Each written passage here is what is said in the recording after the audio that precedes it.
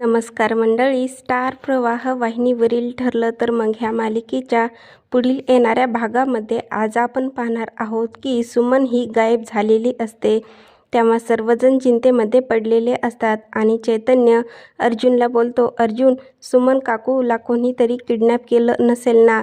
तेव्हा सायली आणि अर्जुन देखील चिंतेमध्ये पडतात आणि तेव्हा अर्जुन बोलतो, संशय तर एकाच व्यक्तीवर आहे.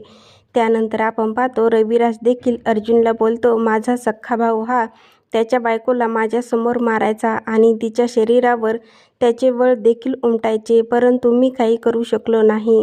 त्यानंतर आपण पाहतो अर्जुन हा पोलीस स्टेशनला फोन करतो आणि इन्स्पेक्टरला बोलतो, इन्स्पेक्टर साहेब, माझी सुमन काकू ही गायब झालेली आहे आणि माझा संशय हा तिच्या नवऱ्यावरच म्हणजे नागराज किल्लेदारावरच आहे. आता पुढील येणाऱ्या भागामध्ये अर्जुन, सायली, रविराज कशा प्रकारे सुमनला नागराजच्या ताब्यातून सोडणार हे पाहणं खूपच मजेदार ठरणार आहे. ठरलं तर मग ह्या मालिकेचे नवनवीन अपडेट पाहण्यासाठी आपल्या चॅनलला लाईक करा, शेअर करा आणि सबस्क्राईब करायला विसरू नका.